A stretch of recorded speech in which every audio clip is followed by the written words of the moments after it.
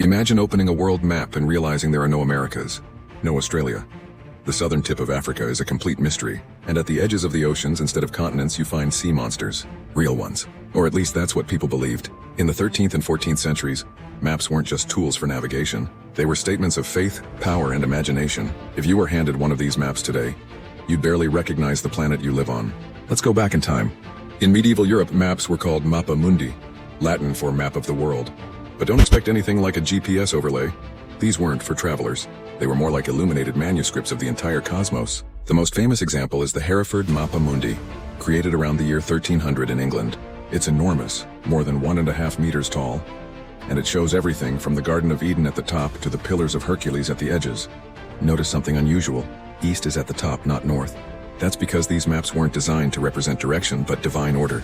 At the top sits paradise, where Adam and Eve walked before the fall. At the center is Jerusalem, the spiritual heart of the world. Biblical events are scattered across the landscape like landmarks.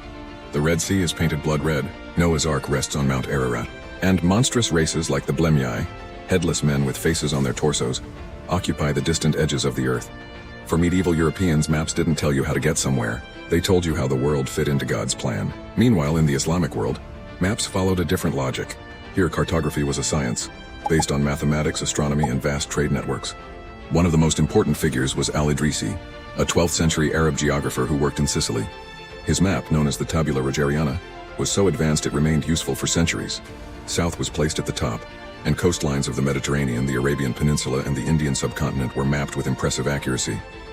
Unlike Europe's faith-based approach, Islamic cartographers gathered information from merchants, sailors, and travelers, and cross-checked it using geometry and astronomical calculations.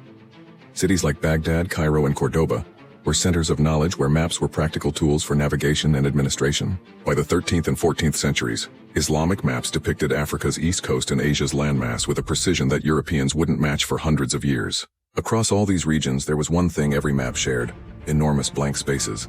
No one mapped the Americas. Australia was unknown. Large parts of sub-Saharan Africa were blank to Europeans. And when humans don't know something, they fill the gaps with stories. European maps placed sea serpents, monstrous races, and biblical figures into these empty zones. Travelers told tales of Prester John, a legendary Christian king ruling a vast, mysterious kingdom somewhere out there, maybe in Africa, maybe Asia. No one really knew Islamic maps, for all their precision, had their own blank areas, especially deep into Africa or the far north. Chinese maps barely acknowledged Europe at all. So what did a world map look like in the 14th century? Trick question.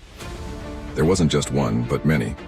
The next time you unfold a modern world map, remember, it's not just a picture of the planet. It's the result of centuries of belief, science, empire, and imagination.